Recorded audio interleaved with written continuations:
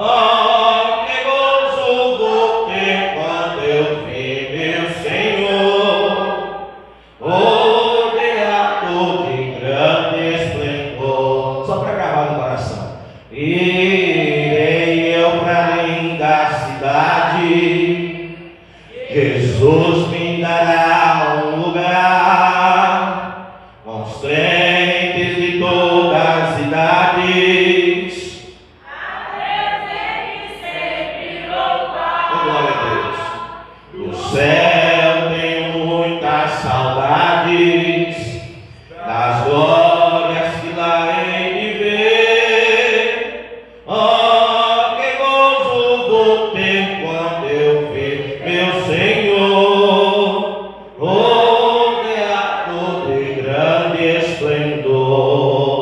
Amém? Glória a Deus. Esse louvor é muito bonito, não é? Glória a Deus. A nossa harpa cristã realmente tem uns hinos para lá de especiais que falam muito ao nosso coração. Seja bem-vindo para mais um culto na IEADA de Araguaí, na rua rodoviária número 1022. Nós somos gratos a Deus pela sua vida e nós já temos a graça de Deus, né, de estar aqui reunidos já com alguns visitantes. Está conosco a nossa irmã Ivanildes, a nossa irmã Érica e o nosso irmão Emerson, que nos dá a honra, né, de compartilhar a palavra do Senhor aqui nesta noite. Amém? O que é que a nossa igreja vai dizer aos nossos visitantes neste dia? Seja bem-vindo em nome de Jesus. Pode ser.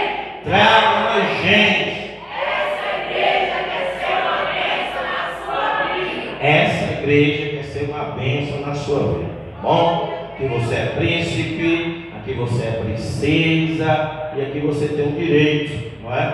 De adorar ao Senhor nosso Deus da forma que Ele colocar no seu coração. Sinta-se à vontade, nós estamos felizes por ter você aqui neste lugar. Amém? Bom, hoje nós estamos reunidos para mais um culto de ensino da palavra do Senhor e orando nesta madrugada, meditando nesta madrugada. Deus colocou uma palavra no meu coração que eu quero compartilhar com a igreja. Desde já eu quero perguntar quem trouxe a palavra do Senhor, quem trouxe a sua espada hoje? Oh, glória a Deus, parabéns, não é? Soldado que vem para a guerra sem a sua arma acaba abatido, não é? Então quando você vem a guerrear, traga a sua espada, traga a sua espada nas mãos e bem afiada em nome do Senhor Jesus. Lembrando que hoje é mais um culto de ensino, que você tem a oportunidade de também participar. Se há algo aí no seu coração, se há algo vier, não é? E que você quiser entender mais ou não entendeu algo que aqui nós falamos, levante a mão, né? Faça a sua pergunta, diga o que é, né? Que você quer tirar a dúvida, e nós estamos aqui para responder em nome do Senhor Jesus, tá? No culto de ensino eu sempre dou a orientação. Que a orientação é, pastor Beethoven? Traga sempre caneta e papel, lápis e papel, né? Traga sempre um caderninho para casa, anotações, porque aqui às vezes, não é? Por causa do pouco tempo que nós temos, alguns versículos eles só são apenas mencionados. Então é bom você anotar, quando você chegar em casa, você poder, não é, meditar naquele versículo, perguntar ao Senhor, para que o Senhor, através do seu Espírito Santo, venha dar a você a revelação do que Ele realmente quis falar aos nossos corações.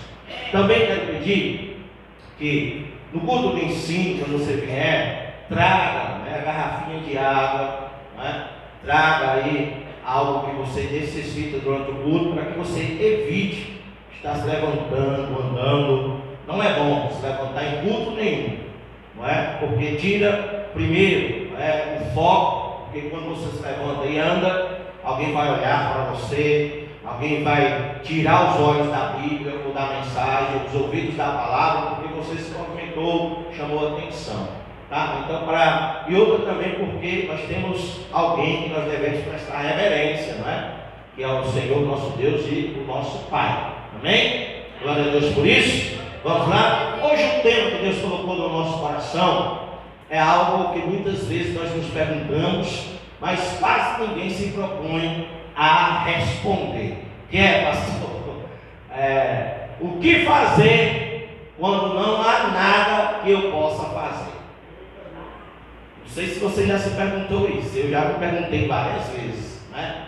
O que fazer quando eu estou numa situação e que não há nada que realmente eu possa fazer? Você já perguntou isso aqui? Você já se perguntou isso?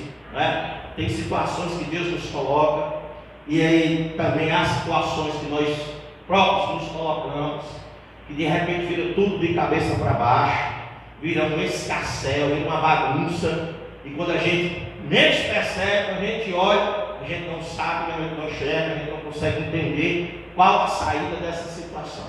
Então, na luz da palavra do Senhor e através do Espírito Santo de Deus, não de mim, nós vamos hoje meditar em alguns textos bíblicos para que nós possamos realmente compreender e entender o que é que eu devo fazer quando eu estiver ou quando eu me encontrar em uma situação que eu olho para todos os lados, que eu busque ajuda de todas as formas, e eu não consigo encontrar uma saída, não é? Eu não consigo encontrar uma solução para o problema que está sobre mim, ou sobre a minha casa, ou sobre a minha família. Amém? Glória a Deus por isso. Vamos lá? Se você trouxe a palavra do Senhor, eu te peço para que nós possamos já compartilhar dela no livro de 1 Samuel. É um texto muito conhecido, mas é aquilo que Deus colocou no nosso coração, porque se encaixa, né, em alguns períodos da nossa vida. Apesar de ter sido escrito há milhares de anos atrás, ele é bem atual, porque ele traz respostas que muitas vezes nós fazemos e ninguém, né, consegue nos responder. A palavra do Senhor responde. Amém? Repita assim comigo: eu em nome de Jesus, não duvidarei daquilo que na palavra de Deus eu ler, acreditarei, e em nome de Jesus, através do Espírito Santo, aprenderei. Amém? Glória a Deus. Vamos lá, todo mundo encontrou? Velho Testamento, 1 Samuel, a partir do versículo 1, vamos iniciar com 5 versículos, tá? Eu vou ler e você presta atenção. Houve um homem de Ramataim, Zofim, da montanha de Efraim, cujo nome era Eucana, filho de Jeroão, filho de Eliú, filho de Tou, filho de Zuf, Efrateu. Este tinha 2 mulheres. O nome de uma era Ana, e o nome da outra Penina. Penina tinha filhos, porém Ana não tinha filhos. Subia, pois, este homem da sua cidade, de ano em ano, a adorar e a sacrificar ao Senhor dos Exércitos em Siló. E estavam ali os sacerdotes em Siló, e estavam ali os sacerdotes do Senhor, Ofni e Finéias, os 2 filhos de Eli. E sucedeu que no dia em que Eucana sacrificava, dava ele porções do sacrifício a Penina, sua mulher, e a todos os seus filhos e a todas as suas filhas. Porém, a Ana dava uma parte excelente, porquanto ele amava Ana. Porém, o Senhor lhe tinha cerrado a madre. Amém? Esse é o texto base, esse é o tema base, e é neste tema que o Espírito Santo de Deus vai nos ajudar a aprender. Lembrando que, vou repetir, como já repeti aqui inúmeras vezes, quando nós nos reunimos no culto de doutrina, no culto de ensino, nesta casa de oração. Aquilo que você ouviu hoje, esforce-se, né? Esforce-se para que você coloque em prática na sua vida.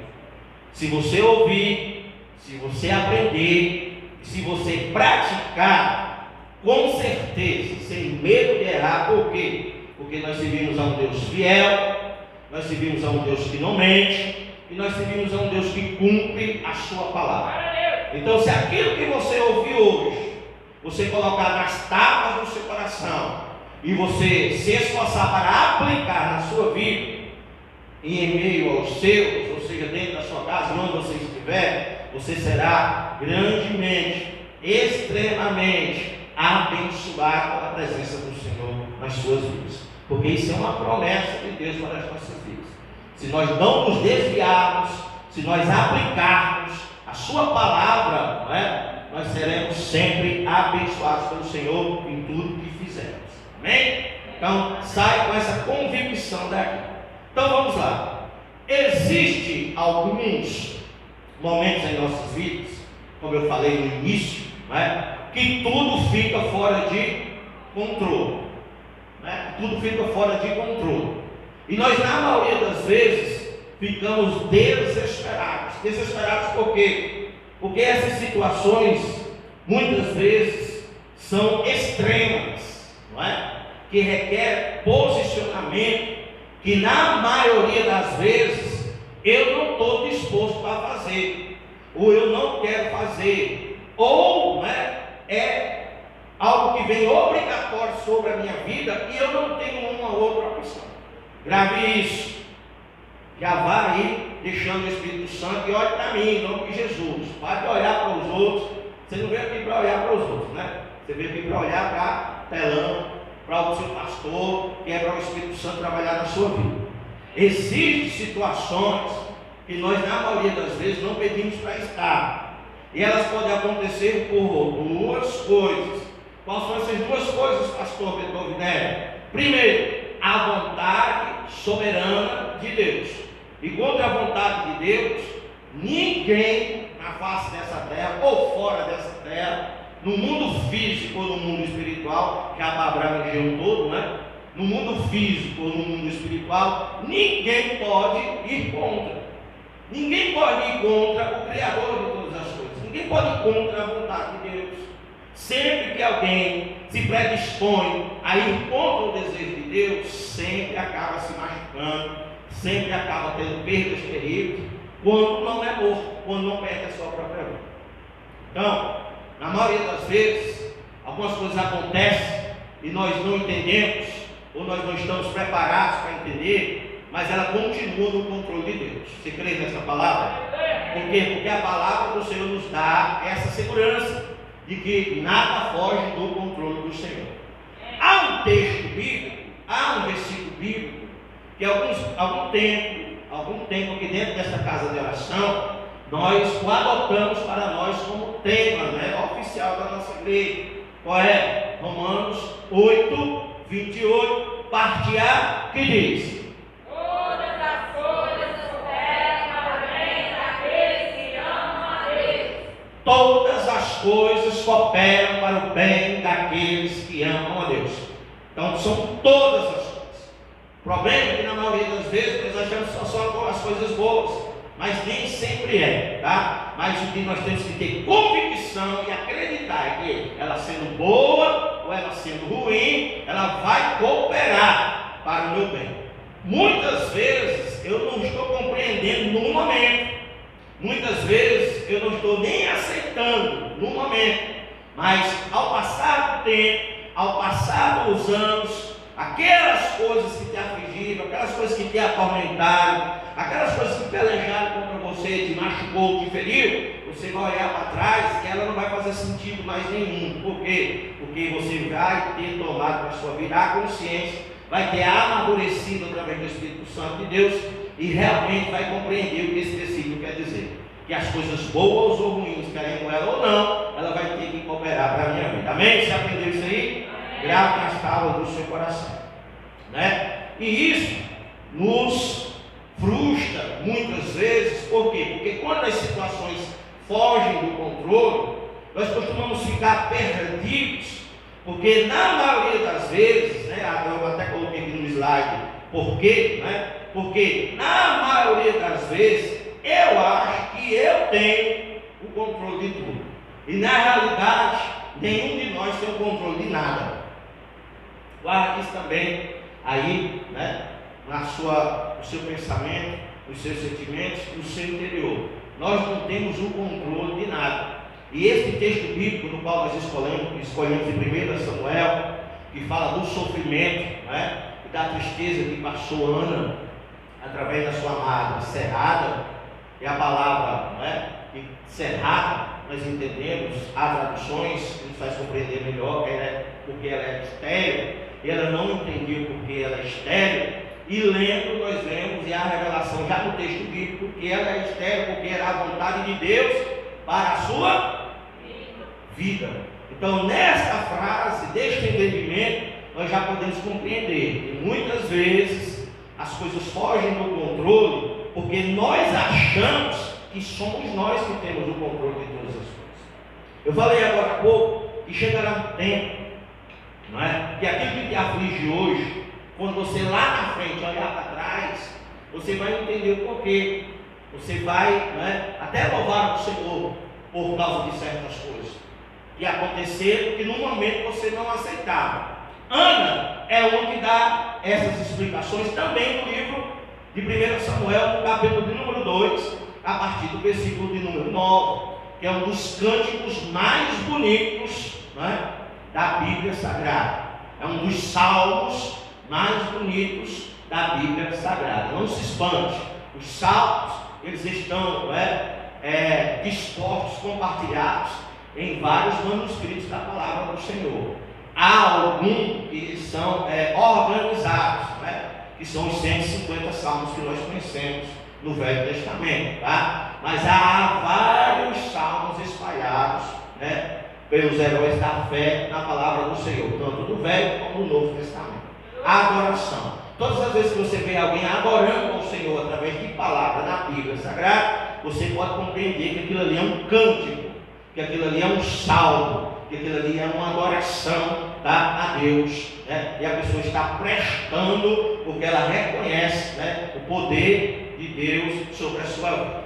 No capítulo de número 2, a partir do versículo de número 9, Ana vai dizer o seguinte: você está com a Bíblia na mão, mantenha ela com a Bíblia aberta, sempre neste texto bíblico no qual nós escolhemos hoje para estudar. A partir do capítulo 2, no versículo de número 6 em diante, o 9 é o chave, né? O de número 6 em diante, Ana diz assim: o Senhor é o que tira a vida, o Senhor é o que tira a vida e a dá, faz descer a sepultura e faz tornar a subir dela.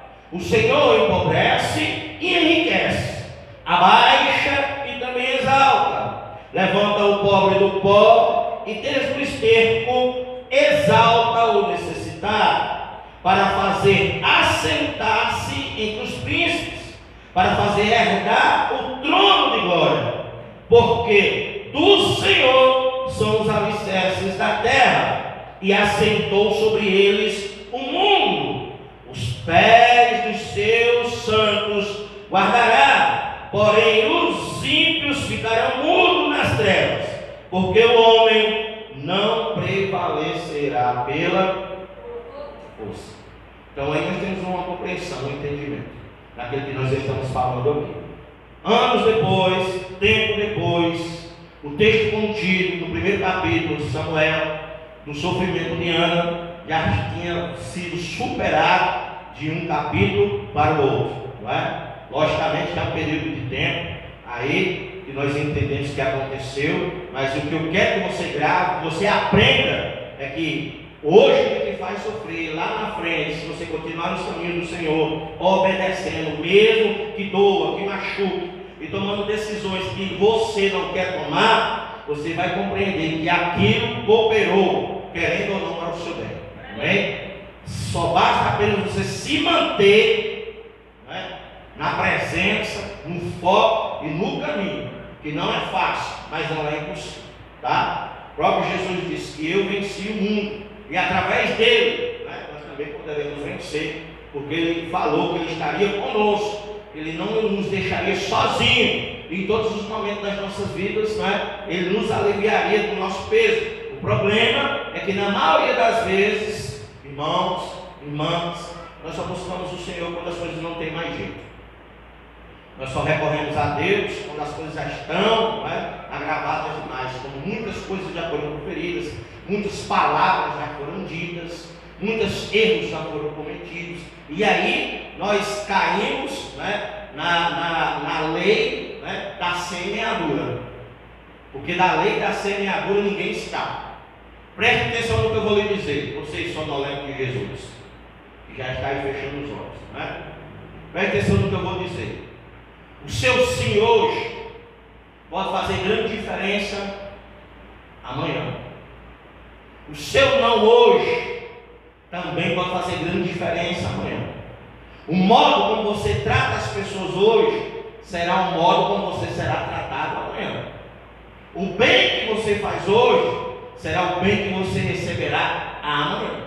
O mal que você faz hoje será o mal que você receberá amanhã. Então todas as suas atitudes hoje você receberá o galardão dela, querendo ou não, amanhã. Por quê? Porque Deus é justo, e da justiça de Deus ninguém escapa, e ninguém pode ir contra, tá? Até um momento, às vezes nós não podemos entender ou não está entendendo, mas chegará um dia que um telão como esse será aberto e o Senhor falará através dos livros que serão escritos toda a nossa história e provará, né, que Ele não foi justo com ninguém.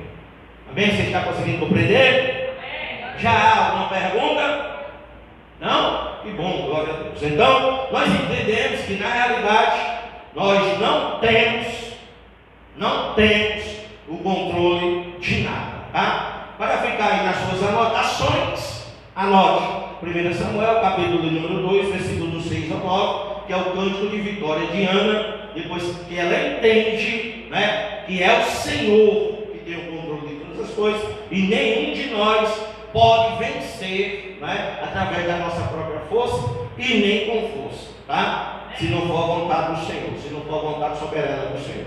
Então, nesse slide aqui, eu coloco um momento de sofrimento de Ana, né, só para você meditar. Ana era alguém que era muito amada pelo seu marido, era alguém que era muito desejada pelo seu marido, era alguém que era muito protegida pelo seu marido, era alguém que tinha um zelo, que o seu marido tinha um zelo enorme por ela, né? Mas que dentro da sua própria casa passava por tristeza, passava por amargura, passava por sofrimento, não é? Porque dentro da casa, além de ela não entender o porquê ela estava em uma situação difícil, ela tinha dentro da sua própria casa uma rival, não é? Porque, para entendermos o contexto do sofrimento, nessa época aí, a mulher, ela passava por muitas desigualdades sociais, para que você compreenda o linguajar de hoje.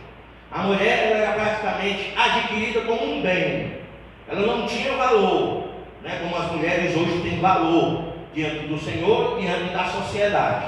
As mulheres eram trocadas por animais, por terras, ou elas eram, comercializadas através de família. Os casamentos eram arranjados. E a mulher que era mais procurada não era nem pela sua beleza, era pela história da família, porque a família era de mulheres reprodutoras, ou seja, de mulheres que davam aos seus maridos vários filhos. Mulheres estéreis, na época de Ana, não tinham valor nenhum. Nenhum homem queria ficar com ela, nenhum homem gostava de estar com ela. E a mulher estéril, nós já falamos isso aqui, mas eu quero reforçar para que você entenda e compreenda. A mulher estéril, ela ainda passava por uma dificuldade a mais. Qual é? No livro de Levítico você está falando que quando a mulher ela chegava naquele período de menstruação, ela era arrancada de dentro da sua casa e colocada em um galpão. Por quê? Porque ela era considerada nesse período de tempo como imunda, né? Como amaldiçoada. Então a mulher passava por uma grande vergonha. Por isso era comum, já falamos disso, que a mulher tivesse muitos filhos, né? Porque as mulheres principalmente sabem que quando engravida, o ciclo menstrual cessa. Quando tem um menino e está amamentando, o ciclo sexual continua sem vir, né? Só quando para de amamentar, quando passa um período é que o ciclo menstrual começa a voltar. Então, nesse tempo em que o ciclo menstrual é cortado, ela se sentia bem, porque ela não precisava ser arrancada de dentro da sua casa, não é? E passar por esta vergonha, e a vergonha era imensa. As roupas no qual ela estava no período menstrual era considerado amaldiçoada, ela não podia lavar e reusar, tinha que ser queimada, jogada fora, não é? Ela tinha que se apresentar ao sacerdote, ou seja, um homem, e mostrar que não estava mais menstruando, ficava, não é, com os pés sobre um tanque de água, então não aparecia mancha nenhuma na água, ela mostrava que ela não estava mais menstruando. Além disso, ela tinha que sacrificar animais, né, por causa do seu pecado, porque os homens, né, entendiam que era uma maldição que veio do jardim do Éden por causa da desobediência de Eva, né? E aí era preciso fazer um sacrifício para que o Senhor perdoasse aquele momento de imundície, aquele momento de maldição. Amém? Compreendeu até aí? Está compreendendo? Glória a Deus por isso. Então, dentro da casa de Ana havia alguém que era o contrário. Ela, pelo contrário, ela tinha muitos filhos, né? E Eucana até dá uma pista de quanto tempo foi o sofrimento de Ana, né? Eucana chega e diz nos versículos que você também vai acompanhar comigo aqui, vai dizer: Ana, não sou eu melhor do que 10 filhos? Então, se você compreender e você for analisar, Eucana já está dizendo que Ana e ele, e Penina, já estavam em um período que Penina já tinha dado a Eucana 10 filhos. Então era no mínimo 10 anos de sofrimento. 10 anos subindo ao templo, 10 anos indo para a casa do Senhor, 10 anos sacrificando o Senhor, 10 anos, né, passando por dor. E a palavra do Senhor diz que Penina perturbava ela constantemente, não é? Perturbava ela de forma aterrorizante, constantemente, passando na cara que ela era melhor, que ela era uma maldita, que ela não tinha valor nenhum, não é? E Ana passava todos os anos subindo ao templo, indo para o templo, ouvindo a perturbação de Penina o tempo todo no seu ouvido. Tá? 10 anos sem a vida mudar, 10 anos sem a vida ser transformada, 10 anos Ana sobre um sofrimento e com tudo de cabeça para baixo na sua vida, e se ela entender por quê. Por quê? Porque chega um momento nas nossas vidas, né, que nós fazemos aquela primeira pergunta lá. Qual foi a primeira pergunta? Quem se lembra?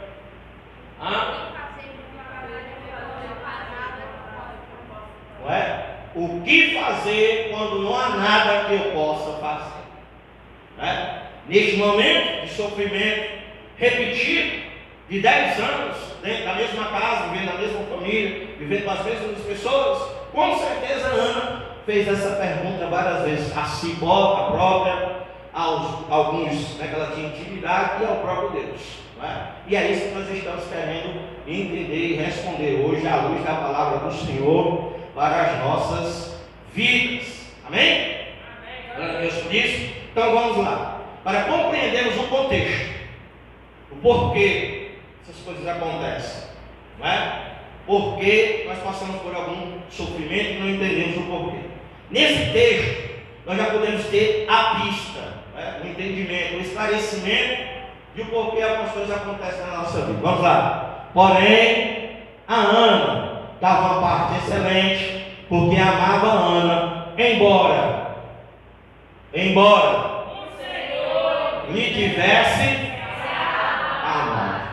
Não era vontade de Ana. Por Ana, ela tinha muitos filhos.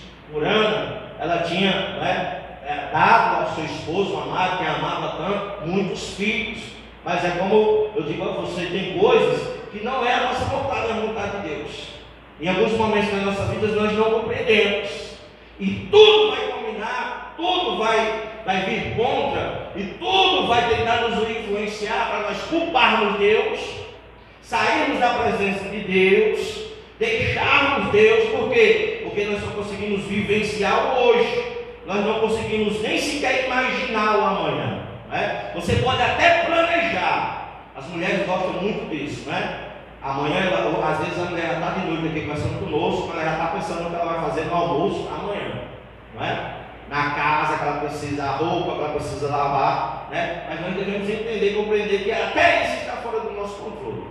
Daqui a pouco nós podemos ser apenas lembrança na vida de muitas pessoas, não é? Então, por que Ana sofria? Quem consegue entender? Quem consegue responder? Porque ela não compreendia. Porque ela não compreendia, porque o que ela estava passando fugia do seu controle. Era sobre o controle absoluto do Senhor, como é todas as coisas. Amém? Então, porque o Senhor tinha um propósito. A maioria dos nossos sofrimentos, guarde isso, crente da Iada de Araguaína, a maioria dos nossos sofrimentos, por mais que eu não queira aceitar ou compreender, como eu falei no início, é por dois motivos: vontade soberana do Senhor ou as nossas escolhas. Mas todas elas têm um propósito. Todas elas têm um propósito. Nesse caso em específico, havia um propósito não de Ana, mas um propósito de Deus sobre a vida de Ana. Qual é, pastor? Nós vemos logo no início do 1 Samuel, já nos versículos anteriores, nos que davam início, que as pessoas se reuniam em um ao templo. E o Samuel fez questão de dizer que naquele tempo havia um sacerdote, um sumo sacerdote. Qual era o nome do sumo sacerdote? Qual era o nome do sumo sacerdote? Eli. Você sabia disso? Glória a Deus por isso. Qual era o nome dos filhos de Eli? Ofni e Finéias. Está registrado no livro de 1 Samuel o nome do sacerdote e o nome dos filhos do sacerdote. Então, havia um sacerdote de nome Eli, elegido por Deus, porque nesta época os sacerdotes não eram elegidos por homens, era o próprio Deus que fazia a escolha, era o próprio Deus que levantava, era o próprio Deus que fazia com que eles passassem determinadas coisas nas suas vidas, para que eles entendessem a dor e o sofrimento em que o Senhor estava sentindo no seu coração por causa da rebeldia do povo. Então havia um sacerdote Eli, erguido por Deus. Só que o sacerdote Eli não estava em alguns momentos cumprindo com o seu dever sacerdotal. Alguém sabe dizer qual era para o erro do sacerdote Eli? Pastora Deusa, pausa, né? Alguém sabe dizer? Fala aí, meus colegas. Alto e bom som, rapidamente. Porque ele apoiava os erros dos filhos dele, ele estava corrigindo os filhos dele, que estavam errando diante da congregação do Senhor, fazendo todas as coisas que os pecados das que estavam cometendo, e ele fazia isso de sempre. Isso, porque no tempo, né, de Eli tinha dois filhos, né, que não queriam nada com Deus, desonravam a Deus, né, quebravam todos os princípios de Deus, e como sacerdote ele deveria se posicionar, porém ele encobria, né, o posicionamento, a desonra que os filhos Ofni e Finéias trazia para o templo do Senhor, para a casa do Senhor, né, para os desígnios do Senhor, para os sacrifícios que eram oferecidos ao Senhor. Então a misericórdia de Deus era tão grande sobre o sacerdote que ele elegeu, que Deus, vai para cá, presta atenção,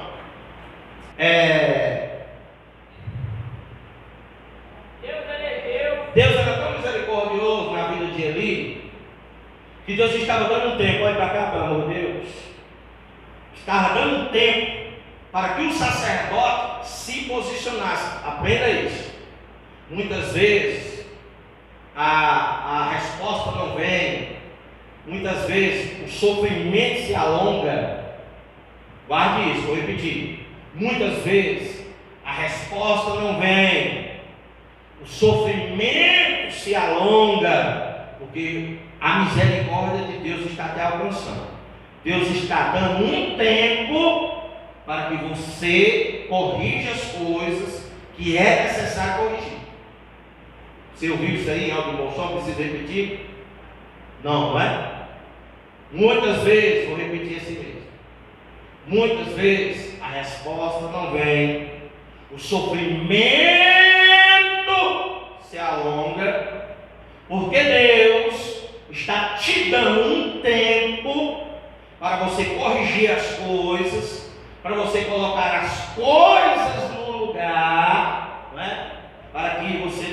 sofrer por causa destas coisas. Aprenda isso. Por que a madre de Ana estava fechada? Não é? Porque Ana estava sob um propósito de Deus na sua vida. O ventre de Ana gerava sacerdote. O ventre de Ana não gerava homens normais. O ventre de Ana gerava profeta.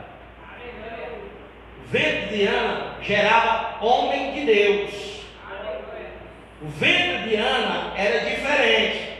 Não era uma doença. Não era uma esterilidade humana. Era um propósito de Deus em que ela não engravidasse, porque Deus estava sendo misericordioso com alguém. Então entenda isso. Às vezes o próprio Deus paralisa a vida de alguém para que o outro tenha uma chance, né, de se consertar diante do Senhor. Isso é muito forte você compreender. Tá? Às vezes Deus chega até paralisar a vida de alguém. Foram 10 anos, filho. 10 anos sofrendo. 10 anos sem entender o porquê. Mas era Deus paralisando a vida de uma família, de uma pessoa, e fazendo alguém passar por um sofrimento, uma vergonha, porque Deus estava sendo misericordioso na vida de outra pessoa que não queria conserto. Que Deus deu tempo, foram 10 anos. Deus dizendo, corrige. Deus dizendo, põe no lugar.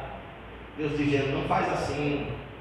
Deus dizendo, rapaz, ajeita essa família aí. Deus dizendo, na paz, seja mais forte com esses filhos. Não deixe o filho fazer todas as coisas. Não deixe os filhos desonrar a minha casa. Não deixe os filhos ir contra os meus princípios. Não deixe os filhos ir contra a minha vontade. Não é? Foi eu que te ergui. Foi eu que te levantei. Você é o sacerdote do lar. Corrige essas coisas. Toma posicionamento. O que aconteceu? Ele obedeceu, sim ou não? Não. O que foi que Deus fez? Ana engravidou. A madre de Ana se abriu. Por quê? Porque um desobediente não quis se posicionar. Porque um desobediente não compreendeu que a misericórdia de Deus alcançava ele todos os dias, dando chance, dando oportunidades para que ele fizesse as coisas certas. O que aconteceu? Ana, que gerava homens de Deus, Ana que gerava sacerdote, Ana que gerava profeta, alcançou o seu sonho. E aí já vai uma outra pérola para você. Nem sempre os nossos sonhos são para nós desfrutarmos, e sim para o Senhor desfrutar daquilo que foi gerado dentro de nós. Nem sempre os nossos sonhos vão servir para as nossas realizações, mas para as realizações do Senhor na vida de outras pessoas. O que foi gerado no ventre de Ana foi compartilhado e doado para o mundo, para o Senhor. Ana entregou o que ela mais desejava. Foi 10 anos. 10 anos desejando um filho. 10 anos alguém dizendo que ela não era capaz. E quando ela engravidou, ela se alegrou, né? E nas suas orações ela já voltava, né? Se o Senhor me der, eu entrego ao Senhor. Se o Senhor me der, será seu. Se o Senhor me der, o Senhor vai fazer da vida dele o Senhor entender. Aí o que acontece? O fruto que estava paralisado no ventre de alguém tem um encontro com o desobediente que causou a espera do fruto. Neste momento aí há a sucessão. Todos nós conhecemos a história, é ou não é? Eli estava dormindo, Samuel dormindo, e lá vem a voz do Senhor saindo do altar, né, da Arca da Aliança. E a Arca da Aliança era assim, à disposição de onde ela estava. Ficava no último cômodo do templo, né, e os aposentos do sacerdote ficavam na proximidade. Para alcançar outra parte do templo, teria que passar pelo lugar onde o sacerdote estava. Você entendeu? Então, por quê? O intuito era Deus falar primeiro com o sacerdote, depois com as outras pessoas. Todo no templo do Senhor havia uma disposição e um motivo para estar daquela forma. não é? Então os aposentos ficavam próximos de onde o Senhor falava, de onde o Senhor aparecia, para que o sacerdote fosse o primeiro a ser alcançado. Exatamente como o candelabro é disposto. Você já percebeu como é que o candelabro é? Tem um significado, tem um sentido. Qual é? Você já prestou atenção que um candelabro do meio é o que enrama os outros? Você notou? Não são vários caules, não é? É um só. Por quê? Porque funciona assim: Deus derrama o óleo no do meio,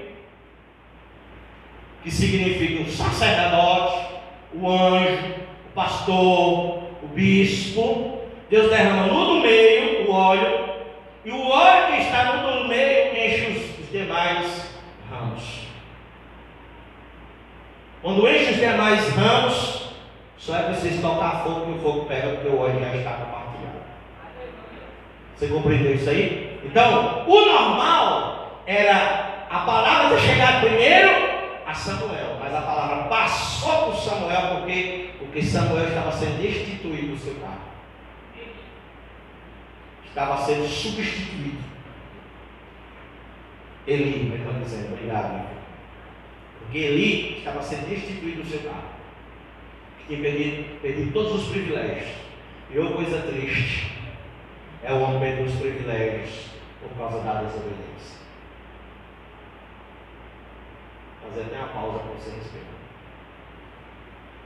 Porque os avisos vêm, os ensinamentos vêm, a palavra vem, os frutos vêm, o Espírito age, o Senhor dá a oportunidade e a gente vira as costas para todas elas. Aí o que acontece? Um dia a colheita vem, um dia a corda estica tanto que parte, não é? A conta chega. Obrigado, pastor Deus. E aí, o sacerdote ali foi substituído por Samuel. E aconteceu o quê? Os filhos, Ofni e Finéias, desobedientes, vão para a guerra, morrem. Alguém corre e chega e informa Eli, meus filhos morreram. Eli cai de costas da cadeira e morre também. Tá? Você está compreendendo o que é que Jesus está falando com você nesse dia de hoje? Porque há momentos da nossa vida que está tudo fora do controle e nós não entendemos por quê? Até aqui nós entendemos que essa, em muitos casos, é a vontade soberana de Deus. Tá? Outro caso é José. José do Egito. Não é? José do Egito não pediu. José não pediu para sofrer, não pediu para passar pelo que ele passou, não pediu para ter os sonhos que ele teve. Tudo foi dado a ele liberalmente, soberanamente, pela vontade de Deus. Mas aquilo que foi derramado sobre José causou inveja dos demais irmãos, na parentela, os que estavam perto. Não é? E aí o que acontece? Aqueles que tinham direito, né? Aqueles que deveriam melhor, aqueles que deveriam amar, o odiou, o rejeitou, não é? E tramou contra ele. E aí nós vamos entender aqui, no versículo, não precisa você abrir, eu vou ler, tá? Gênesis 37, 14 ao 17. Diz-lhe Israel, né, para que você entenda a vontade soberana. Nós estamos falando sobre a vontade soberana, imperativa de Deus, que nós já aprendemos aqui. O Senhor, o pai de José, chega para ele e diz: vai agora e vê se vão bem os teus irmãos e o rebanho, e traz-me notícia. Assim, o enviou do vale de Hebron, e ele foi a Siquém. E um homem, preste bem atenção nisso aí, tá? E um homem encontrou a José, que andava errante pelo campo, e lhe perguntou: que procuras? Respondeu: procuro meus irmãos, diz-me onde apacentam eles o rebanho.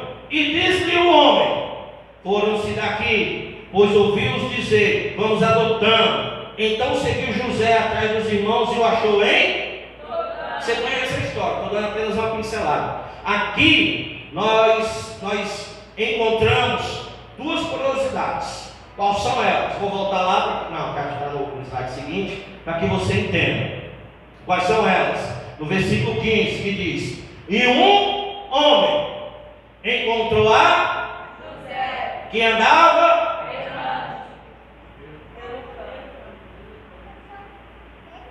o homem encontra José. José tinha uma direção, Mas José se perdeu no caminho. Não era o homem que estava perdido, mas foi o homem que encontrou José.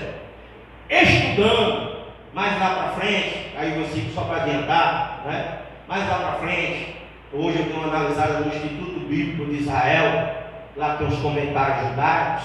Há uma concordância entre os homens e mulheres de Deus que fazem parte desse instituto, que conhecem a história verdadeiramente, porque são de lá, que o homem que José encontrou no caminho era uma forma teofônica de Deus, ou seja, era um anjo do Senhor. Provavelmente foi o mesmo anjo que Jacó lutou no deserto, teve seu nome trocado para Israel e foi abençoado por Deus dali então, né, para ser pai de uma grande nação, não é? Então entende-se que o homem que encontrou José, porque José se perdeu e deu a direção para José e encontrar os irmãos, sabia que os irmãos já tinham no seu coração algo planejado para matar José, mas mesmo assim Deus dá a direção para José cair numa cilada. E tanto que quando José chega lá, os irmãos jogam na cisterna. Logo em seguida vem para uma caravana de mercador. Você está compreendendo aí o que o Senhor quer dizer? Mas sempre é por vontade, de Deus que as coisas acontecem na nossa vida. Você consegue responder isso aí? Eu te dei 2 exemplos. Eu falei sobre quem? Eu falei? Ana. E agora eu falei sobre? Também poderia falar sobre H e muitos outros. Mas para não alongar, eu teria apenas esses 2 exemplos, para que nós tivéssemos nele uma concordância bíblica e pudéssemos tirar aquilo que o Senhor quer nos ensinar nesta noite. Amém? Não é? Mas a pergunta mas é sempre a vontade de Deus que impera? É sempre por causa da vontade de Deus? Sim ou não? Sim ou não? Qual é a outra? Alguém sabe dizer? Pois é. Lógico que nem sempre é a vontade de Deus, né? Lógico que não. Muitas vezes é por causa da nossa desobediência. Tudo combina dentro dessa igreja para falar nessa palavra, desobediência. Por que será? Desobediência. E muitas vezes na desobediência nós não sabemos qual caminho tomar, porque eles aparecem de todo jeito, nos dando várias expectativas diferentes. Você já passou por isso, sim ou não? Né? Geralmente, quando tudo está fora do controle das nossas vidas, quando nós acharmos que tínhamos o controle de todas as coisas, tudo vira-se de cabeça para baixo. E eu costumo culpar todo mundo, é o pastor, é os irmãos, é a igreja, é a minha família, minha esposa, é meus filhos. Não entendo que na maioria das vezes ou foi a vontade de Deus ou é a minha desobediência. Então, neste momento o inimigo costuma lançar pratos, lançar bandeiras, lançar oportunidades, e os caminhos começam a ficar tortuosos. Por isso que eu escolhi essa imagem. Os caminhos começam a ficar tortuosos, embaraçados, né? Sem dar uma direção correta. E aí é onde nós nos ferramos. Por quê? Porque são onde nós fazemos as nossas piores escolhas. Tá? Para você compreender isso, para entender, nós precisamos voltar para Ana. Nós precisamos dar uma pincelada novamente lá em Ana. Hoje eu acho que eu estou falando mais, né? Só vocês que não estão, né? Vamos voltar para Ana. Está com a Bíblia aberta? Leia aí na tua Bíblia junto comigo. Preste atenção, eu leio, você escuta e compara aí na sua Bíblia. 1 Samuel, capítulo número 1, versículo 4 ao 5, que diz: No dia em que Elcana oferecia o seu sacrifício, dava a ele porções deste a Penina, sua mulher, e a todos os seus filhos e filhas. Se você não conseguiu, sua tradução for diferente, olhe para cá, tá? Porque aqui vai, é a mesma revista corrigida, tá? Então às vezes é diferente da sua aí. No dia em que Elcana oferecia o seu sacrifício, dava a ele porções deste a Penina, sua mulher, e a todos os seus filhos e filhas. A Ana, porém, dava porção dupla, porque ele a amava, ainda mesmo que o Senhor houvesse deixado estéril. Vamos lá, próximo versículo. Sua rival a provocava excessivamente para a irritar, porquanto o Senhor lhe havia cerrado a madre, ou seja, impedido que ela engravidasse. E assim fazia ele de ano em ano. E todas as vezes que Ana subia à casa do presta atenção, todas as vezes que Ana ia para a igreja, todas as vezes que Ana ia para a igreja, a outra a irritava, pelo que chorava e não comia. Quero que você grave bem isso aí. Quando ela vinha para a casa do Senhor, havia uma investida do fé. Na vida de quem? Que a Bíblia deixa claro, uma rival. Se era uma rival, era alguém que queria o lugar, era alguém que queria o posicionamento, era alguém que queria o status, é alguém que queria ser tratada como Ana era, tá? É alguém que queria ser Ana. Como ela não conseguia ser Ana, ela ia todo dia para a igreja, irritando, né? Provocando, para que Ana perdesse o foco, para que Ana perdesse no seu coração a adoração. Porque o que é que acontecia? Vamos lá, vamos fazer uma analogia, uma análise. Entrava pelas portas da ilhada de Aragaína, Ana e Penina. Ana sentava na coluna da direita, Penina na coluna da esquerda. E Penina, em vez de olhar para o que estava sendo dito, ficava o tempo todo perturbando Ana, dizendo: o que é que tu está fazendo aqui, infeliz? Tu não merece estar aqui, tu é amaldiçoado. Estava falando mentira? Não, estava falando verdades, porque naquele momento Ana tinha sobre ela uma maldição. Tu é amaldiçoado, isso aqui não é teu, não é que você está aqui, você não merece, eu sou melhor que você, eu tenho 10 filhos, fazendo o que o diabo faz de perturbar. Vamos trazer para os nossos dias. Quantas vezes você passou pela porta, quantas vezes você entrou e o diabo vai vir perturbando em casa dela? Às vezes não em forma de pessoas, mas em forma de um problema, né? Que está dentro da tua casa, que está dentro do teu trabalho, que está no meio da tua família, que está acontecendo com os teus, que está fora do controle, está tudo ficando com a cabeça para baixo, e o diabo está aí dizendo o quê? Tem jeito não, saiu da igreja, tu vai voltar para a realidade, tu vai voltar para a infelicidade, tu vai voltar para um lugar que não tem paz, tu vai voltar para que eu possa te provocar, para dizer que você não presta, para dizer que você é amaldiçoado. É assim, não é? Né? Qual é o intuito de Satanás? Fazer você e fazer você não? Por quê, pastor? Para entender, nós precisamos voltar lá para o tempo onde nós vamos estudar um pouco, e é rápido, sobre ofertas e sacrifícios na Bíblia. No tempo de Ana, o culto era diferente do nosso culto. Não era feito da forma que nós fazemos hoje. A reunião não era desta forma. Era sacrificial. Não era para adoração, tá? Era sacrificial. Você não podia vir de mãos vazias. Você tinha que trazer algo. Você tinha que oferecer algo, ou você tinha que sacrificar algo. Está compreendido até aí? Sim ou não? Tá? Então existiam no tempo de Ana 5 tipos de sacrifícios que está contido no Antigo Testamento, todos eles no livro de Levítico, tá? Depois, se você quiser, eu te dou a referência. Primeiro deles, dos 5, o holocausto. Segundo deles, a oferta de manjares. Terceiro, o sacrifício pacífico. E este era o de Ana, tá? Se você voltar lá para 1 Samuel, você vai ver que Eucana ofereceu o sacrifício pacífico em relação, né, a sua mulher Ana, que ele adorava. Vamos lá.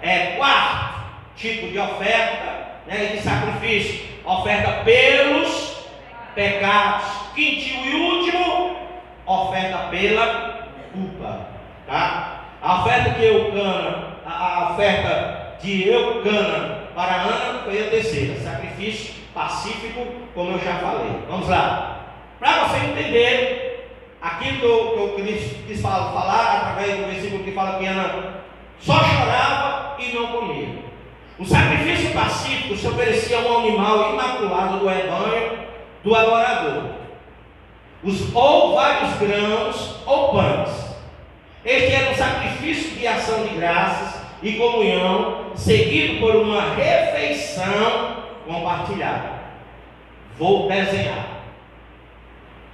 Eu ia para o templo com a minha família, nesse caso aí, com as duas esposas, com os filhos.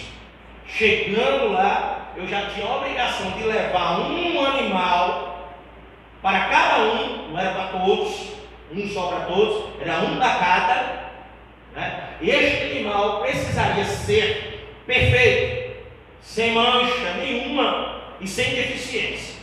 Tem que ser perfeito, tá? Direitinho, andar direitinho, né? E não ter nada que viesse desagradar o Senhor. Ou no lugar dos animais, eu tinha a opção também de oferecer grãos de boa qualidade, melhor na minha safra, ou pães também de boa qualidade, feitos com grãos de excelência. Colocavam-se em um único lugar, e estas coisas elas começavam a ser compartilhadas. Preste atenção. O sumo sacerdote recebia o peito, aí falando no caso de animal. O sacerdote, que é o sumo, é o primeiro, é o anjo, é o que foi elegido por Deus. E os sacerdotes eram o que o apoiava, né, nos serviços do templo. Recebia a perna dianteira direita.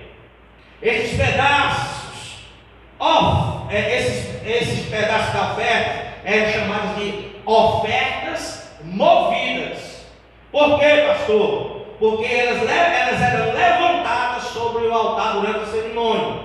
O sacerdote pegava a parte dele, levantava para o céu e agradecia a Deus, né, pela parte do animal recebida. Os outros sacerdotes faziam o mesmo, pegavam as partes deles, levantavam e ofereciam a Deus, davam graças a Deus pelas suas partes. Como também cada membro da família. Vamos lá. A gordura, os rins e o lóbulo, o fígado, eram dados a Deus e queimados na pira, né, onde o fogo ardia de dia e de noite, né, onde os sacerdotes sempre abasteciam, porque era para sacrifício. O restante do animal era para os participantes. E o que a Ana fazia? Preciso falar mais? Por que Ana sofria? Por que muitas vezes Deus até alongou, não é? Vamos trazer para outro, por causa das nossas escolhas, quando é a vontade imperativa de Deus. Por que muitas vezes as coisas estão tudo errado na nossa vida? Por que muitas vezes nada flui? Tudo está trancado, tudo está fechado. Com certeza, sem medo de errar, você está deixando de comer na casa do Senhor. Você está vindo para o culto, e muitas vezes debaixo de perturbação, debaixo de investida do inferno, debaixo de retaliação do mal. E quando você chega aqui, você chega tão perturbado que tem meia hora de oração, mas você não ora. Você fica de joelho ouvindo alguém orar. É assim, não é? Você fica de joelho ouvindo alguém orar. E às vezes até dorme com a oração de outro. Aí termina o período de oração que foi instituído por quem? Pelo pastor? Oh Deus, porque você acha que eu me alegro, né, em acumular coisas para me fazer? Lógico que não. É algo que eu tenho que me desdobrar, né? Porque dificilmente alguém se apresenta e diz aqui: pastor, eu vou orar hoje. Pastor, deixa eu orar. Pastor, deixa eu contribuir. É o pastor, é a pastora, ou alguém que toma a direção e vem fazer, não é? Então, Deus instituiu que meia hora seria para você ser ser abençoado. Mas você não quer a bênção. Ou seja, você não come.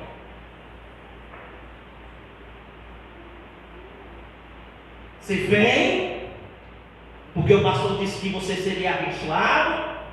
Você está participando da liturgia. As coisas estão sendo compartilhadas. Por quê? Porque quando diz, nós iniciamos esse culto em nome de Jesus, Jesus vai tomando a direção, Jesus vai fazendo as coisas, a ordem do espiritual já começa a ser dada. Vai, anjo, desce. Vai, anjo, põe a lágrima. Vai, anjo, pega a oração. Vai, anjo, abre a porta. Vai, anjo, coloca por terra certa. Vai, anjo, quebra a maldição. Vai, anjo, quebra a armadilha. Vai, anjo, tira o nome da feitiçaria. Vai, anjo, tira o nome da macumbaria. Vai, anjo, na terra cemitério, arranca o nome. Vai, anjo, dá vitória no processo. Vai, anjo, dá vitória na venda. Vai, anjo, dá vitória aqui. Vai, anjo, conserta casamento. Vai, anjo, conserta filho. Vai, anjo, conserta isso. Vai, anjo, conserta aquilo. Aí todo mundo que está orando está comendo, compartilhando, recebendo. Você calado, corre o risco de passar 10 anos e não receber.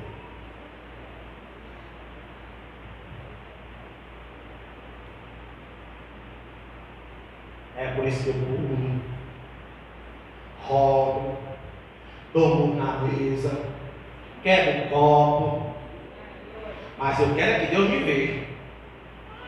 Eu não quero é passar despercebido. Vem até com camisa com o nome de Jack dele, para ver se Deus me vê.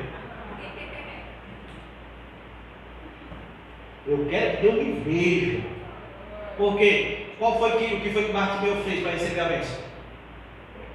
Gritou. Se ele tivesse ficado calado, tinha ganhado? Quantos anos você escuta isso aqui? Quantos anos você está paralisado com esse problema? Quantos anos você ora para o marido se converter, para a bênção chegar, para os filhos se converter, para o casamento acontecer, para o emprego aparecer, para a porta aparecer? A pergunta é: você está comendo? Vamos lá? Então vemos que Ana não comia. Ana participava de todas as coisas. Ana ia para o templo, Ana até recebia, alguém afastava por Ana a intercessão, não é? Amigo, vamos para a igreja, né? Vamos para a igreja, irmão. A igreja é boa, o culto ensina uma bênção, né? A pastora Deusa, a hora demais, a pastora, a pastora Alessandra, os irmãos lá são bacanas, a nossa igreja tem ar-condicionado, as poltronas são fofinhas, não tem nem sujeira, é carpete, você não vai o pé lá, você vai ver debaixo da linha, seu sapato. É bênção, nossa igreja vai lá, intercessão, né? Trazendo pessoas. Aí você traz, o visitante vem, chega aqui o visitante, não come. Né? Os visitantes, o que você trouxe. Então muitas vezes, irmãos, nós não podemos culpar Deus. Nós não podemos dizer que é Deus ruim, dizer que é Deus que está fazendo, dizer que é Deus que impede, pedir misericórdia. Como? Se eu não quero participar, se eu tenho vergonha, se eu não me sinto bem. Os irmãos vão olhar para mim quando nós éramos do mundo, não tinha vergonha de nada, né? Fazer cada besteira, né, Lucas? Seguir cada bobagem. Quando tem um jogo de futebol, a gente quer que os vizinhos escutem até do outro quarteirão, não é gol, né?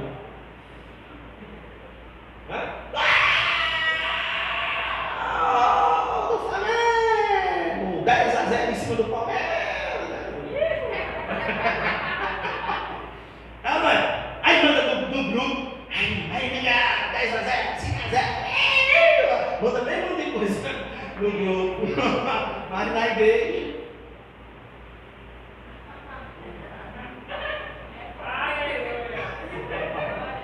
Aí na igreja, eu fiquei, ó.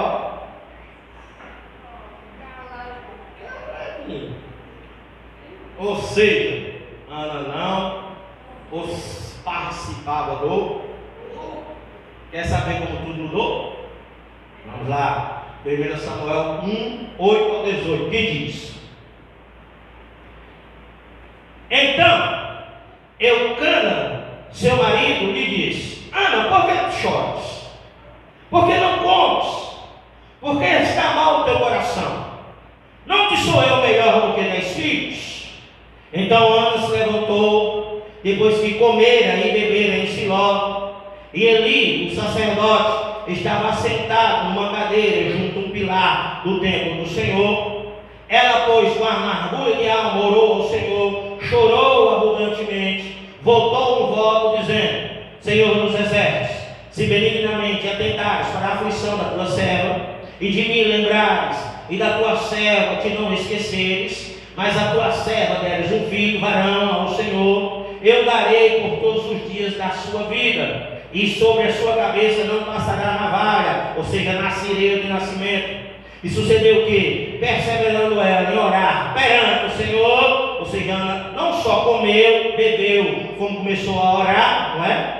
E sucedeu que, perseverando ela em orar perante o Senhor, Eli fez atenção na sua boca, porquanto Ana, no seu coração, falava e só se movia os seus lábios, porém não se ouvia sua voz, pelo que Eli a teve por embriagada, e disse-lhe Eli: até quando estarás embriagada?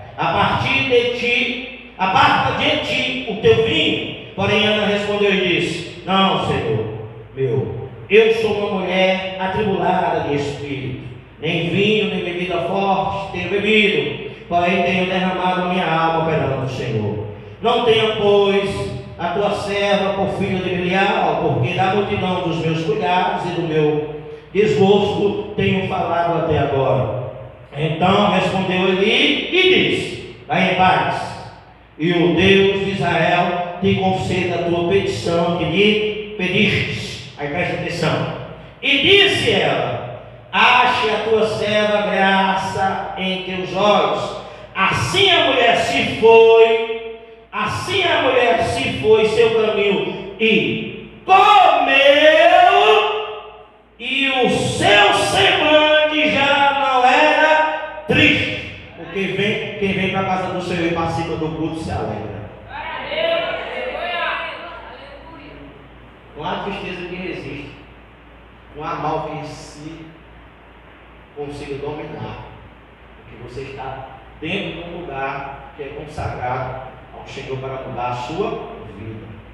Vamos lembrar? A sua rival provocava excessivamente para irritar, porque o Senhor lhe havia cerrado a madre, e assim fazia ele dia e ano, e todas as vezes que ele subia a casa do Senhor, a outra irritava, porque chorava e não comia, não é? E disse-lhe ela: acha a tua serva mercê diante de ti. Assim a mulher se foi ao seu caminho e comeu, e o seu semblante já não era triste. Forte demais ou não? Quer mudança de vida? Participe. Quer transformação? Obedeça.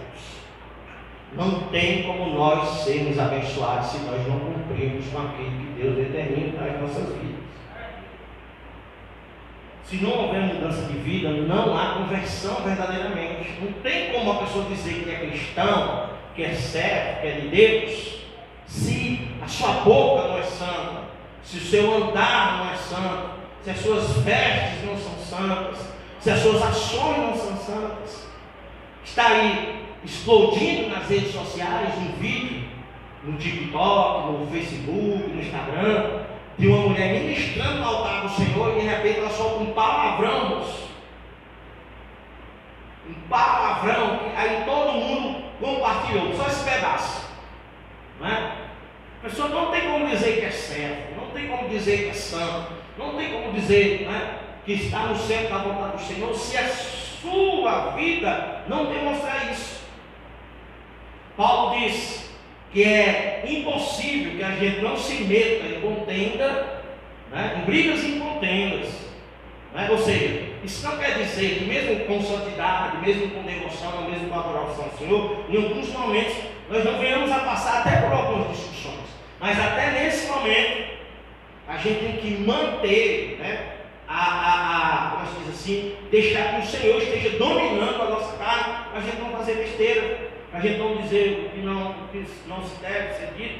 Há uns dias atrás alguém pegou um microfone para usar um versículo bíblico para me atacar, e eu fiquei mudinho, caladinho, Não disse nada.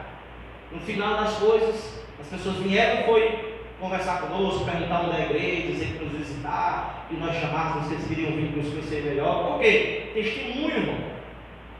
Se eu tivesse retrucado, se eu tivesse falado, não pode ser assim, usando a palavra contra mim, que testemunho eu estaria dando?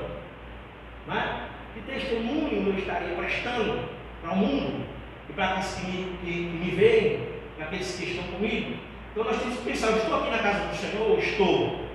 Para que eu vim? Para que eu venho? O que é que ela faz de diferente? Qual é a diferença realmente que a igreja vai fazer para a minha vida? Se você vem e você não aplica aquilo que você escuta, não vai mudar nada. Apenas você vai receber um nome de fantasia, que quando chegar diante do Senhor, ele cai por terra e você fica de fora dos portões. Essa é a realidade. Não é?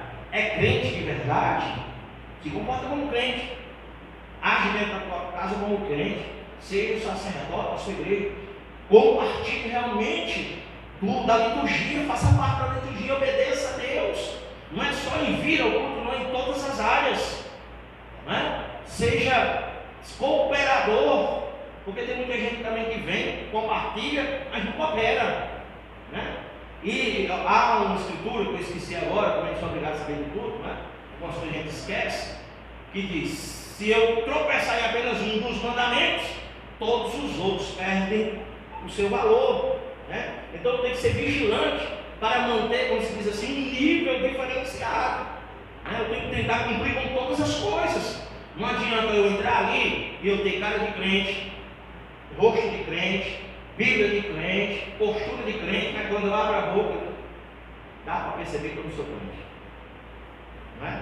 Não adianta eu vir aqui falar como crente, cantar como crente, pegar como crente, andar como crente, vestir como crente, falar como crente, mas na hora de mostrar amor, ser igual às pessoas do mundo, ser igual àquelas pessoas que viram o cara na beira do caminho e olhou para o outro lado. Não é? Ver necessidade dos meus próximos, do meu próximo, e o meu mais próximo é o de dentro da minha casa, que é o que eu tenho que ver primeiro, não é? Olhar primeiro, me compadecer primeiro, depois os demais, não é? Ver a necessidade da minha igreja, ver a necessidade, né, dos meus pastores, ver a necessidade das pessoas que pagam um preço por mim, ver a necessidade daqueles que eu preciso, porque tem pessoas que precisam, mas na hora que nós precisamos dela, aí é diferente. Você entendeu? Então é tudo um caminho, né, que tem que nos fazer prestar um bom culto ao Senhor, um bom exemplo ao Senhor, para que tudo realmente mude. Para que nós venhamos sair desse mar de pecado que muitas vezes somos nós mesmos que nos afundamos, nos jogamos, nos aprofundamos. Sabe por quê? Porque nós achamos, eu vou lá para o início desse estudo, que nós temos um controle. Que na hora que eu quiser mudar, eu mudo. Na hora que eu quiser parar, eu paro. Oh, para não falar besteira. Tem muita gente que diz assim: não, eu fumo baseado. Na hora que eu quiser parar, moço, vai, tenta. Na hora que eu quiser parar de beber, na hora que eu quiser parar de olhar pornografia, na hora que eu quiser parar de fazer por isso que eu não devo nas minhas mãos, eu paro. Vai, se não tiver Jesus, se não tiver realmente mudança de vida, se não tiver realmente buscando ser diferente, se não tiver andando diferente, se não tiver se comportando diferente, se não tiver fazendo um crivo sobre as suas amizades, porque o que mais me entristece como pastor é muitas vezes ver a falta de, como é que chama? Está faltando até a palavra, de análise que as pessoas têm, né? De amadurecimento que a pessoa tem. Não é? Moço, entenda isso. Deus me chama, eu sou o cara da noia, né? Eu sou o dono da boca. Deus me chama, recebo aqui uma oportunidade. Deus quer me santificar, me dá uma oportunidade. Quais são as promessas? Me segue. Marcos 15, 16. Ide, pregar o Evangelho a toda e qualquer criatura, e todo aquele que nele crê, né, e for batizado, receberá, né, a vida eterna. Qual é o chamado do Senhor? Você levar a palavra. Qual é o chamado do Senhor? Você está vivendo, né, para os projetos do Senhor. Mas não, eu recebo Deus, eu digo que recebo Deus, mas é o contrário, na realidade é Deus que está tendo misericórdia e nos recebendo, não é? E digo que sou santo, que quero ser santo, que quero ir para o céu, mas continuo na mesma boca, fumando o mesmo baseado, o mesmo linguajar. E aí, bicho, morou, você não nem para graças a Deus, não sei mais nem as palavras da gíria, da moda, agora todos, você já nem aprendeu. Então tá. Como é que eu quero dizer que eu sou de Jesus? Se eu quero imitar o mundo, se eu quero ser como o mundo, se eu quero parecer como o mundo, se eu quero praticar as duas coisas, eu não quero abdicar daquilo. Se eu não consigo abdicar desses prazeres mundanos, dessas coisas que só deixam vazio, porque na realidade é isso. Essas coisas, elas vêm, saciam, não é? Momentaneamente, daqui a pouco bate o arrependimento. Por quê? Porque você sabe que pecou. O Espírito que está dentro de você geme. E como é que se chama? E perturba. Né? Às vezes as pessoas dizem, pastor, como é que eu faço para tomar certa posição? Como é que eu faço para ter certa mudança na minha vida? Não é? Como é que eu tenho que fazer isso? Aí às vezes eu olho para a pessoa e digo assim: há uma cobrança do Espírito Santo sobre você? Porque dessa pergunta ninguém tem como escapar. Né? Você sente, né, que não é certo o que você está fazendo, ou como você está se comportando? Quando a resposta é eu sinto, né? O Espírito Santo está cobrando, e você já tem a resposta. Você não precisa estar me perguntando, você já tem a resposta. Deus já está dizendo o que você tem que fazer. Exemplo, mulheres, homens, né? Tem uns homens que gostam de andar com as calças mostrando as cuecas, né? Não vou nem olhar para você ver quem é, tá? Mostrando as cuecas. Aí há um sentido porque os homens mostram as cuecas, né? Por quê? Porque há um grupo aí, né, de homens que se oferecem como mulheres, seja que praticam sexo homem com homens, que oferecem as suas carnes, e para mostrar que eles estão disponíveis para os outros homens, eles baixam as calças e mostram as cuecas. Eles andam com as cuecas mostrando, né? Que Calvin Klein, Bad Boy, né? Aí o outro homem que já sabe que aquilo ali não é coca, é franca, diz: opa, sei quem é. Né? Aí tem um monte de crente andando com a Bíblia, vindo para a igreja e mostrando as cuecas.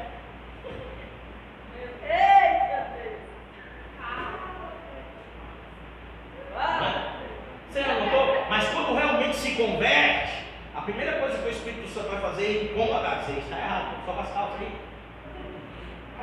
Está errado aí essa saia, está errado aí a nossa igreja, ela não prega usos e costumes, mas na nosso estatuto está dizendo que nós temos que nos vestir adequadamente. Não é? Mas nós não exigimos aqui que a mulher não faça as axilas, não raspa as pernas, não se depile, porque por causa disso as mulheres viraram lobisomem e havia um monte de divórcio aí antigamente. Né? Os caras, né? O negócio era meio triste. Então, a gente não cobra. Aqui a mulher pode usar um brinco, pode usar um batom, pode botar um colar, né? Pode maquiar, porque isso é bíblico, tá? Quando as mulheres, né, que eram separadas por Deus, o próprio Deus mandava ornamentar. Era o próprio Deus que dizia: bota colar, bota brinco, bota pulseira, tá? Então assim, aqui nós não cobramos essas coisas, mas nós sabemos que tem mulheres, que existem mulheres entre nós, que elas não usam brinco, elas não conseguem usar, elas não botam maquiagem, elas não colocam ornamentação, elas não se sentem bem. Isso é ela e Deus, é o Espírito Santo que está cobrando, e ela está certíssima em obedecer, porque o Espírito Santo trabalha de forma diferente na vida de cada um. Tem pessoas que ele tem pressa. Por quê? Porque Deus está querendo colocar em outro nível de obediência, de sacrifício diferenciado. Entendeu? Para quê? Porque quer transformar em um profeta, quer dar visão, quer derramar dom, quer dar autoridade. E para dar autoridade tem que ter intimidade. Não é de todo jeito, não é de toda forma. Você está compreendendo isso aí? Amém? Então nós temos que entender que nós temos que fugir do pecado como o diabo foi da cruz, né? Por causa desse versículo bíblico, que muitas vezes é despercebido. Quem é fiel no pouco, também é fiel no mundo. Quem é injusto no pouco, também é injusto no mundo. Porque Deus me chama para ser diferente, e não como eu era antes, infiel em todas as coisas. Deus me chama para ser justo em todas as coisas, e andar conforme Ele determinou para as nossas vidas. Então nós temos que entender o quê? Que tudo que é a vontade de Deus para a minha vida, ela só vai fazer bem, nunca vai me fazer mal. Então, o que eu tenho para falar, que a partir do encerramento, é: cumpra com a sua parte. Porque se você cumprir com a sua parte, né, o Senhor, né, vai tirar esse aqui aí, o Senhor cumpre com a dele. Porque a palavra diz que Ele é fiel. Então, medite nisso aí. E por último, eu deixo um versículo para que você guarde isso hoje, fique pensando nisso aí. Senão o pastor Beethoven que está falando, não, tá? Sabemos que Deus não ouve pecadores, mas ouve o homem que teme e pratica a sua. Mas como assim, pastor? A Bíblia não diz que eu sou pecador como é que chama assim? Eu não tenho como dizer que eu não sou pecador, que se eu disser que eu não sou pecador, eu sou mentiroso. Todos nós somos pecadores. Quer dizer que Deus não me escuta porque eu sou pecador? A palavra dele está dizendo que não adianta, ele não está me escutando em nenhum momento. Não. Aí que nós temos que ter o discernimento para a gente não fazer besteira, né? A Bíblia também diz que todo aquele que peca e confessa alcançará misericórdia. Os pecados, eles vêm muitas vezes, nós nem conseguimos escapar, mas há um jeito de dizer inimigo. Confessando. O problema é que isso também é difícil de se praticar, que é o gabinete, né? Eu tenho mais medo de pastor do que do cão. É verdade. O povo tem mais medo de pastor do que do próprio diabo e Satanás. Tem medo da cara feia, dos gritos do pastor, mas não tem medo de se enredar no pecado, nas coisas que não prestam, e parar no inferno. Talvez um gabinete pastoral mudaria todas as coisas. Amém, igreja? Amém. Há alguma pergunta? Vocês aprenderam realmente? Glória a Deus por isso. Se eu fizer 10 perguntas, vocês respondem? Deus abençoe grandemente em nome do Senhor Jesus. Amém? Glória a Deus.